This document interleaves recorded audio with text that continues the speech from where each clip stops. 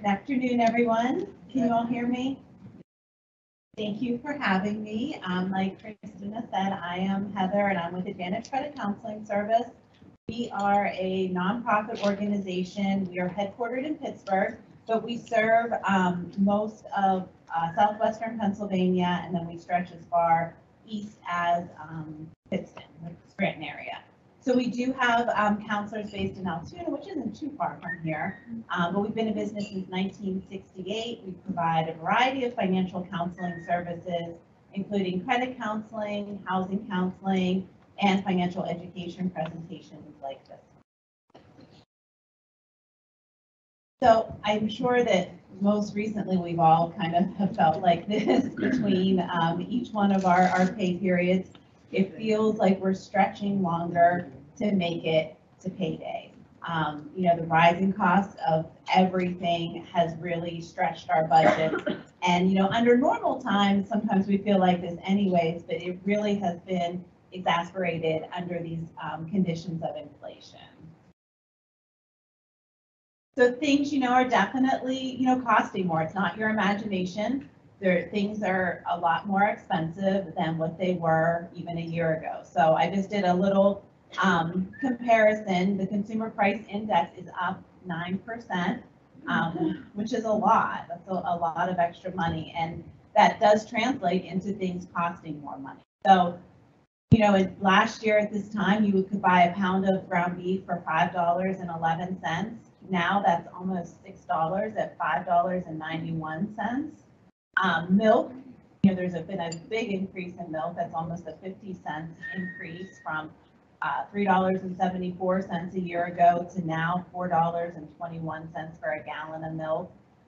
Eggs have gone up substantially too, $2.92 a year ago to $3.29 right now. Most of these are anywhere between 11 and 13% increases in the prices. And gas still, is high. Like we were kind of getting used to, I think, paying a little bit more for gas. But now, it's even higher, and that was already taking a big bite out of our budget. And now with the cost of goods rising, we're kind of slammed from every direction now. It feels like these things are costing us more money each month. So how do you fight against inflation? Because unfortunately, our salaries really aren't changing, that much at the same rate that things are going up. So there are some things that you can do. And first is budgeting. Budgeting is always going to help you no matter what the financial situation is, no matter what the economic conditions are, no matter what your income is. There's always a way that budgeting can help you in some way. Cutting your grocery store costs. Usually that's the easiest and fastest way to add some extra money into your monthly budget is by looking at what you're spending each month or each week at the grocery store. And usually you can affect some change by reducing or changing the way you shop. Reducing transportation costs can be a big fighter in inflation right now, especially with the way gas prices are increasing. Cutting back on some driving will really help reduce the amount that you're spending on gas. Paying down your credit card debt, because one thing about inflation is that your interest rate on credit cards will be going up as well. So that's costing you more money to use your credit cards. And then earning more on savings is probably the one good thing about inflation. You'll notice that if you're looking for a savings account, the interest rates on savings accounts have gone up slightly, especially if you're looking for a higher yield savings account that you can find like through an online financial institution. Those rates are pretty good. So that is the one good thing about inflation, is that you can earn more money on it. We're going to talk about each one of these things. So why should you budget? I just talked about it a little bit, but to go into it a little bit more, budgeting is going to help you manage your money. Once you know what you have coming in and what you have going out, you can manage it a little bit better, understanding, when your bills are due, understanding when you are getting your paychecks, and help you manage your funds in a more efficient way each month because you have the knowledge of what your responsibilities are. Budgeting can help you prevent overspending because when you do know what your financial obligations are each month and what you have left to spend, that can help you make different choices. Budgeting helps you with your cash flow. A big part of budgeting is using a cash flow calendar. And the cash flow calendar can help you identify where your bills are each month, where your paychecks are each month, and what bills you should be paying out of each paycheck. Sometimes I think consumers, they get their first paycheck of the month and they want to pay all of their bills. Well, then you really have nothing left until you get your next paycheck. So, it's important to strategize how you're paying your bills each month, and that can help stretch your money between each paycheck. And then budgeting also helps you put your money to better use, because I know I'm guilty of it. I'm sure some of us in this room are guilty of it. You don't really know what you're spending until you take a hard look and you're writing things down, seeing where your money is going. There are always little extra things that we spend money on that we can cut back on. Sometimes, it's maybe too many trips to the dollar store or too many trips to the grocery store. Those things add up over time. And if you take a hard look at it each month, you'll see that, yeah, I could probably save a little bit more money and add more money to my monthly budget. So when you're first starting to budget, the most important thing is considering your needs versus your wants. Your needs are always the top priority in your monthly budget. And they, not to be overly dramatic, but your needs are really necessary for your survival. So it is your housing, it's your utilities, it's your food. You really want to make sure that these things are the first bills that you're paying, that you're making sure that these payments are secure. And then we have our wants. Now the wants is usually where all of our fun stuff is. It's all of the things that we like to do or the things that we want to do, but we don't necessarily have to do. And those are the areas that you want to cut first when you're looking at your monthly budget. And there's all different strategies to still, do the things that you like to do, but we can't sacrifice the things that we like to do in place of, paying our electric bill or, paying our rent each month.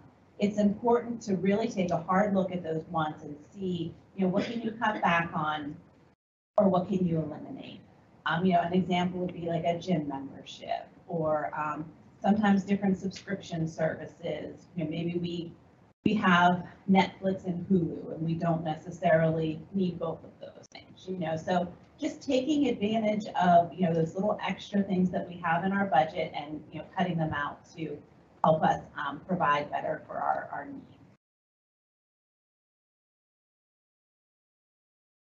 So one really big way to start to narrow down and refocus your spending is by tracking your expenses.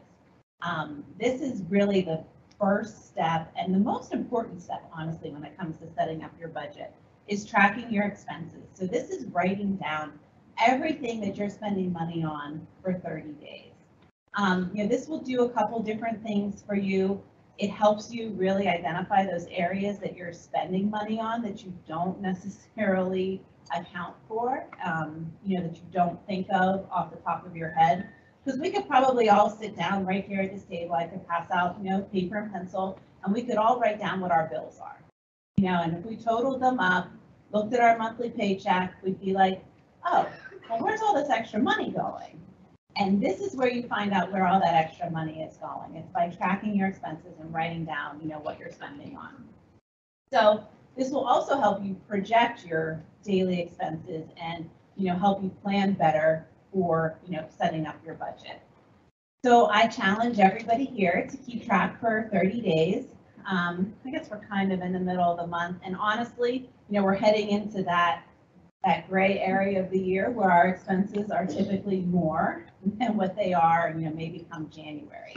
So still write everything down. You can either start now or start December 1st. Write down everything that you're spending money on, even if it's just a vending machine purchase, a coffee in the morning, whatever it is, write it down and account for it, for the next 30 to 45 days. And do this again in January too, because January will be a more normal picture of what your monthly extra expenses are like. But I will tell you, when you track your expenses this time of year, highlight the things that are holiday expenses. And then that can help you plan ahead for next year. When you see like what it's costing you to put on Thanksgiving dinner, buy all of your Christmas presents, buy any extra holiday decorations, you can figure out, well, how can I better plan for this next year? And that's what you want to set aside for your holiday spending for next year. But start again in January to get a good idea of what your normal monthly expenses are. Because these normal expenses that we think, really don't add up to much, they do add up to a lot of money. So like, let's say you buy, your scratch offs every day and you spend $2 a day, that's $56 a month, $672 after a year. So if I said, okay, I'm going to write you out a check for $675 and this is what you're going to spend for your lottery tickets, you would probably be like, I'm not spending that much money on my lottery tickets. I'm going to pay down a bill, or I'm going to, put that in my savings account, or I'm going to make an investment in something. But over time, that does add up. So if we have a Starbucks habit, $4 a day, maybe 5 days a week when you're working, $80 a month, almost $1,000 a year.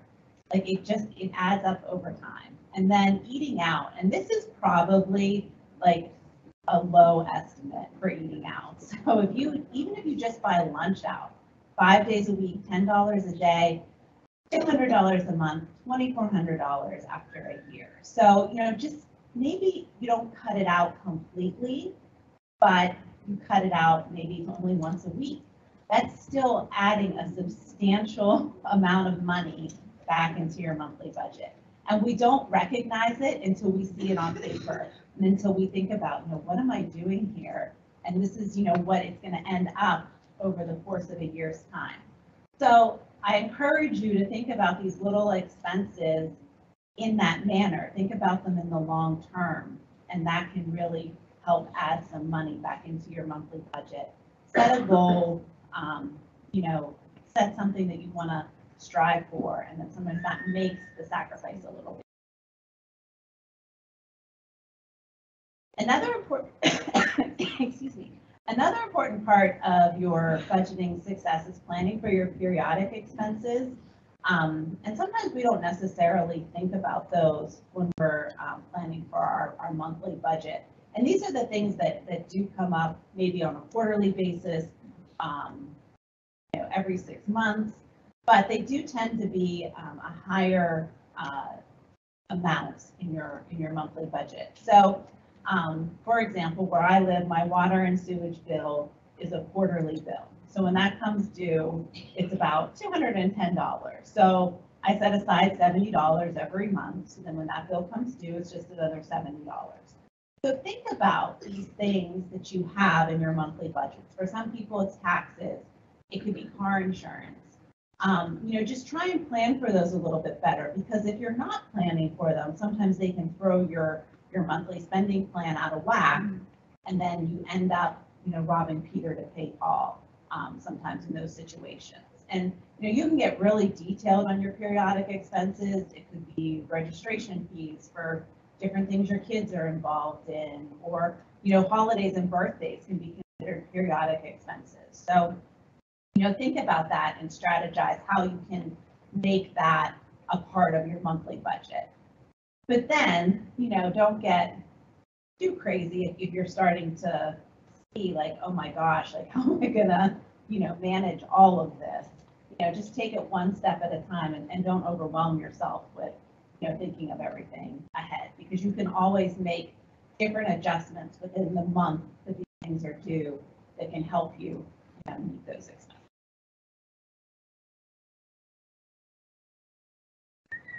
So an important part of fighting inflation, and probably one of the easiest ways to start to fight inflation, is by saving money at the grocery store. I myself noticed that I'm probably spending anywhere from like $25 to $40 extra a week, depending on, you know, what my grocery list looks like because of how much more things are costing.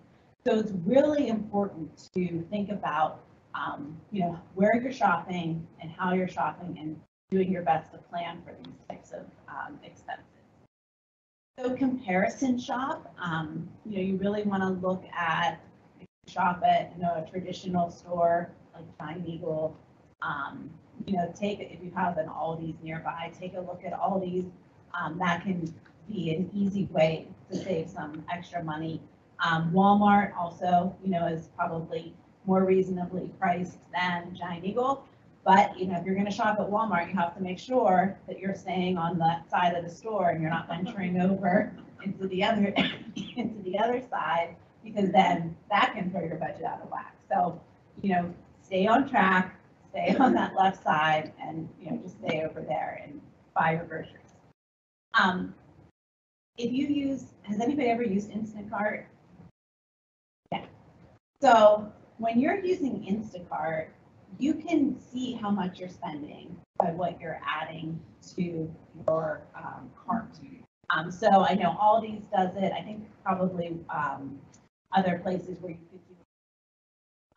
But that's a really great way to try and stay to a set amount of what you want your weekly grocery bill to be, because as you're adding things to your cart, it's totaling up. So that can help you, you know, stay in control and manage, you know, what you're spending there. They always have a lot of different coupons or specials. So if you're new to Instacart, like, they will give you a discount. The pickup fee is much more reasonable than if you want your groceries delivered. So by controlling and monitoring what you're spending when you're using Instacart can, you know, more than makes up for what the pickup would be. And, you know, it does keep you focused. You're not putting the extra things in your budget because you're really only shopping with what's off your list. And that's the next thing. You know, it's really important to shop with a list and to plan out your meals. When I first started budgeting, this was the thing that made the most difference to me, was starting to plan out my meals for the week and making my list off of, you know, what we're having for dinner. So usually Sunday morning, I'll sit down, plan out meals at least Sunday through Thursday. Usually we'll have like one night maybe of leftovers in there.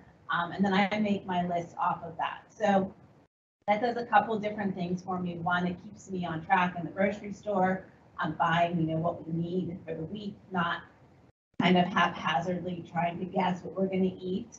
And I'm not stopping at the store multiple times throughout the week, because when you're stopping at the store after work, that's easy $40. You know, it doesn't matter like what you need. It's easy $40 just to go in and that's, you know, what you're spending. So plan out your meals, stay on track with that. And then that also keeps you from, you know, ordering out at the last minute, saying, you know, I don't have what I want to cook. I don't know what I want to cook, so I'm just going to order takeout. But if you are prepared, you have your meal plan, then you're not going to order takeout like that. This is another big thing, you know, only buy, excuse me, what you will use each week. You know, we were just talking at our table about, you know, we buy things for salad and then we never make the salad. So then we're throwing away, you know, all of that produce, and that costs money. So, you know, just really like be honest with yourself and, you know, buy what you're going to use, and, you know, don't be realistic with that. Another thing to do is, if you go to the grocery store a little bit early, you know, really any day of the week, you can find some meat that's been marked down because maybe it's going to, you know, not expire, but it should be frozen, you know, by the next day or something. So buy that, stick it in your freezer, and it's fine as long as you freeze it, you know, and then you'll have it to use, you know, when you're ready to cook it. And that can be, that can save you some money. It'll cost you a little less money. Freeze your leftovers. So if you make a meal and, you know, you have some leftovers, stick it in a little container, put it in the freezer, and then that could be good for lunch. Someday when you don't feel like packing your lunch, instead of ordering out, grab it out of the freezer, and by the time you're ready to eat lunch, that'll be ready for you. A couple other things, and these seem, simple, but sometimes they're not always as obvious. And this will also help you add some money back into your budget. A lot of people now, they don't have cable, they just have internet service. And that's a lot cheaper than having cable. Not many people have a landline anymore, so most people have made the switch of using just their cell phone, so you just have your cell phone bill. Using the library is a great way to save money, to have entertainment. You can get DVDs at the library.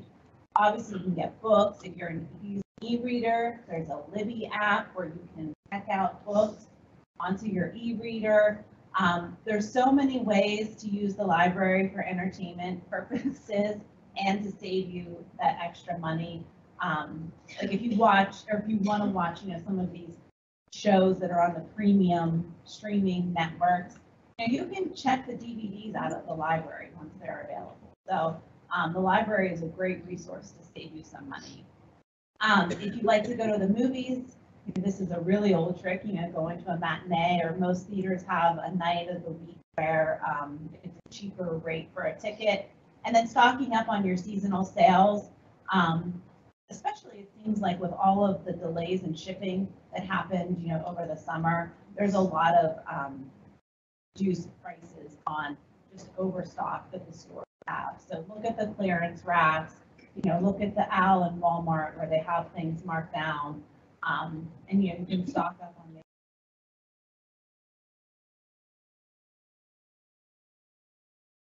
it. To reduce transportation costs, because like we said, those gas prices don't seem to be going down anytime soon.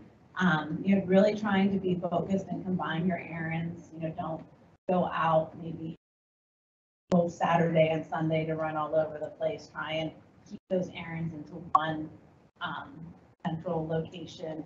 If you can carpool with people, carpooling definitely saves money, even if you have to pitch in a little bit for gas. Taking advantage of fuel perks. I know like Giant Eagle does have the fuel perks program. And while their groceries are, extremely expensive, sometimes, the fuel perks can add up and, help you bring your gas costs down. So, maybe, you're going to be spending something for the holidays on Amazon or at Target or at Kohl's, go in and buy the gift cards, which then translate back into your fuel. If you have a warehouse store like a Sam's Club or a Costco or a BJ's, their gas prices are usually at least 10 cents lower, I think, than you find it at regular gas stations. So, trying to get your gas there. And then if you have a good public transportation system, using public transportation when you can will definitely help save you some money on your transportation. We talked about, our credit card interest rates are definitely rising under inflation. So it is really important to take a look at those balances and try and get any credit card balances, paid down. There's a couple different ways to do this. First, we call it the avalanche method, where you look at what card have balances on your credit card. What card has the highest interest rate? So you pay the minimum payment on any other card that has a balance and put all of your extra money onto that card with the highest interest rate to pay that off faster. And then as that card's paid off, then you do it with the next highest interest rate card, and so on until you get them paid off. It's not going to happen overnight. It's going to take time, but it's worthwhile to look at that and see, where you are with your balances and what your interest rates are. Another method is the snowball method. So you pay off your smallest debt first, okay? And sometimes if you're motivated, if you like to achieve goals, paying off the smallest amount first and makes you feel like, oh, I did something, I paid something off. And then you go to the next smallest balance and add the money to that card and pay that off. So any other cards you pay the minimum payment on, but the most of the money towards the smallest debt. And then just the snowball effect builds up as you pay things off. You can consider a balance transfer, but just be aware, read the small print on those because there are some associated fees when you do a balance transfer to a card with a lower interest rate.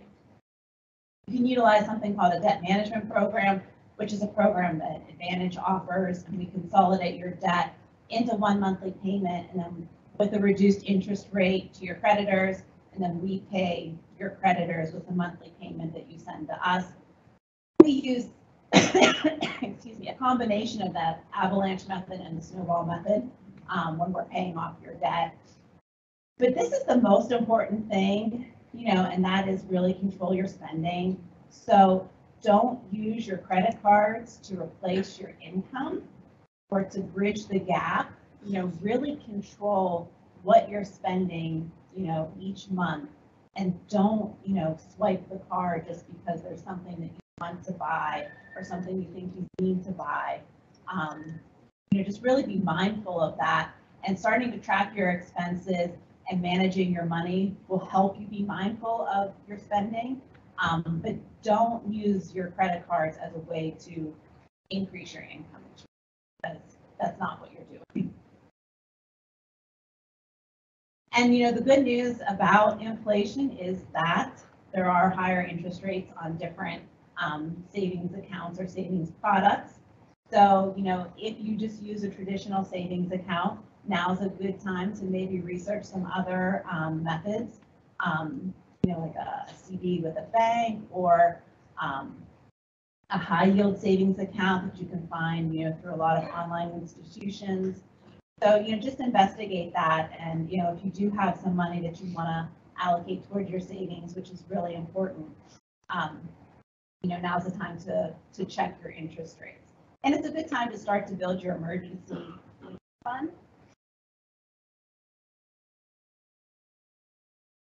So your emergency savings fund is really a key piece of financial stability, and it helps you bridge a gap if you may have one, in your budget in the future. So Advantage does have some free online tools that you can, start to work your budget. We have something called an online budget advisor, or you can, put your monthly information in, all your payments, your income, and then you can play around with it, and make some adjustments to see, if I cut back on eating out, what will that then look like? You'll get a budget breakout of, where your money is going, and then you'll also get a customized action plan from there as well. And that, just gives you some great information and some great resources to use, to help you manage your money each month. So this is all of my contact information. That's my direct extension, my email address, our agency website, and our online budget advisor website. So if you ever have any questions or need additional information, please feel free to reach out. Or if you have any questions now. A minute, maybe. But I do have to say, this is my first in-person presentation since COVID, so you guys are really great.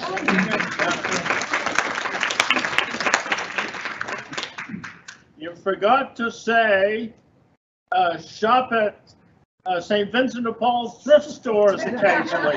Thank you. I'm so glad you're here. That is good advice. And the PPI is higher than the CPI, and what does that tell us? I don't know the answer to that. The PPI, the producer price index, is higher than the consumer price index by quite a bit, which means a year from now, the inflation is going to be even higher. So act now and try and save as much as you can. Well, thank you, everyone. I hope you enjoy the rest of your afternoon.